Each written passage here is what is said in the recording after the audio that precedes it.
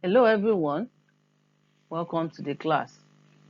Today we want to look at strategies of teaching children's literature. Strategies of teaching children's literature. Strategies of teaching children's literature is very important for you as teachers, especially literature teacher, to be equipped with different ways in which you can teach children's literature to pupils in such a way that it will interest them.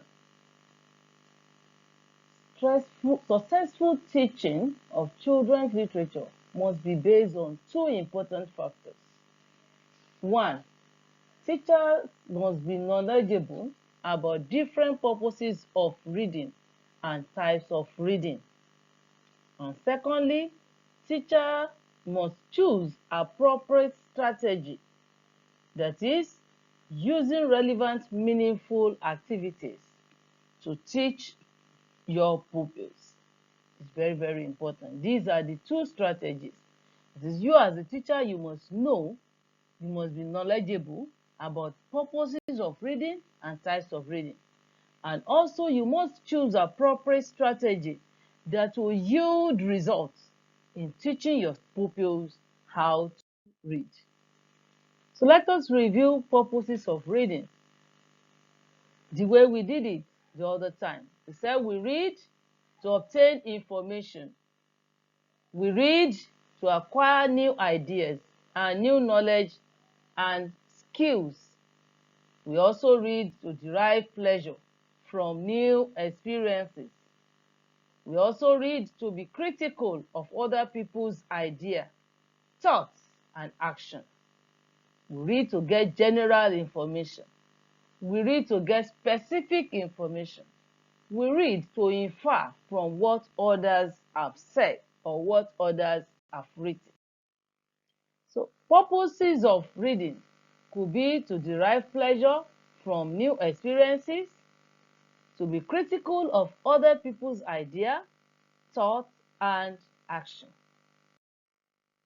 So for further information on purposes of reading, which we have treated some times ago, as well as types of reading, please go to Module 2, Unit 3 of the course material, and also go through the Zoom online facilitation recording that we did on the topic. Having said that, let us examine various strategies that you as teachers can use to teach children's literature. Let us start by looking at individualized learning. Individualized learning. This is one person or one pupil reading with same guidance. When we say individualized, that is one-on-one. So the attributes of individualized learning include children assuming responsibility for their learning, proceeding with activities and materials at their own level or rate. It could be at home, when you give them an assignment to read a particular passage. It could be in the school. It could be elsewhere. It could be when it is assignment, they are expected to read to themselves. And it could even be in the class when you call on a person to read to other people's, to hear, to read for other people to listen. So it is one-on-one individualized, it is individualized learning, and so it is one person at a time. So some of the learning experiences is made by the children. The role of the teacher involved while teaching individualized learning includes setting learning objectives. That is, as teachers, you need to set learning objectives. Then pre-testing the children to permit keeping objectives known to them.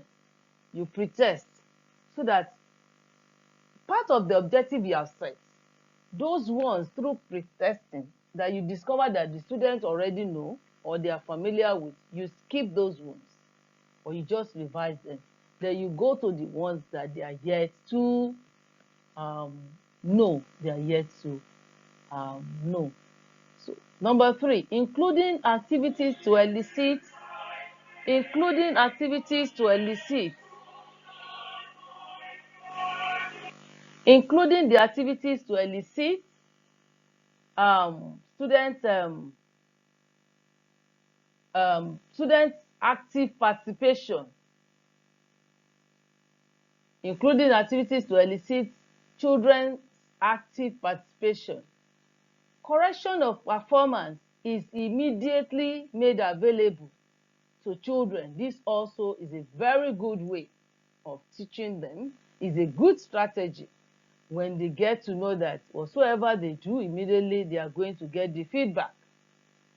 If evaluation result is not satisfactory, the children may restudy and be retested by the teacher. Also, giving follow-up projects to permit children to apply learned knowledge and skills is also very important activity. Provide by giving guided questions which will provide clues to the children, and this will help the students to know what the teacher wants them to do. And this could be done with questions that can help the students to have focus and to focus on the people that can read for specific information from the text by focusing based on the guided. Such questions are usually given before the text. That is, the guided questions are given before the text or before passage is read, so that it will stimulate the students, it will encourage them and guide the individual reader on the direction the teacher wants him or her to go. Examples of such guided questions are: what does the passage say about a character? How many children has he? Which school did he attend? Is he lazy or hardworking? These questions will propel students to read, and so it will help them to have information. It will help them to have focus, and so help them to have information that the guided question is asking. So individual pupil should find the answers to these questions as he or she reads the passage. Followed by this is control of group reading. The teacher can control the group reading activity of his class by grouping the class. Various group leaders will be appointed and they will be assigned to take control of the groups. The various group leaders will act or may act as speakers of the group. Also, members of the group could be called upon to present. So it means both the leaders and members of the group are involved. The teacher can assign a text or a novel or a poem or poetry to each group. Children will read the assigned books at home or in the class. The group leader will summarize the book they have read to the whole class. The group members can be asked questions on differences or similarities existing between one group and another. It involves group work, and this promotes team spirit when it comes to reading as a group. Then formation of group discussion, formation of discussion groups. The teacher organizes discussion groups on what was read from a text or novel or short stories. The teacher gives a guide in form of questions. For example, what will you have done if you are in a similar situation? The teacher can decide to allocate marks to the groups.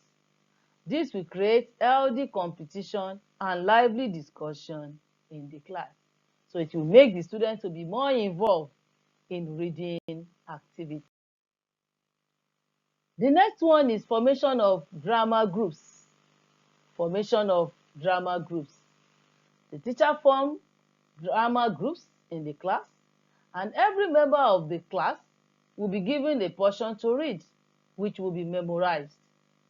Pupils are given specific roles to play so as to dramatize the character that they are being given to in the novel read.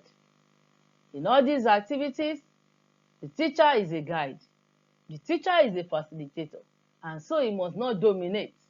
Rather, is to help them, guide them, and pull them through. So the teacher should not dominate the activities, but bear in mind that the children are learning and participating actively.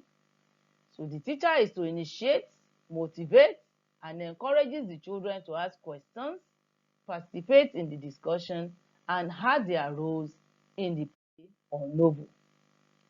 Children involvement at interval is to ensure the literary activities of children do not derail. Is to help them to still maintain the objective set while that particular style is taken. The teacher should take care of individual differences.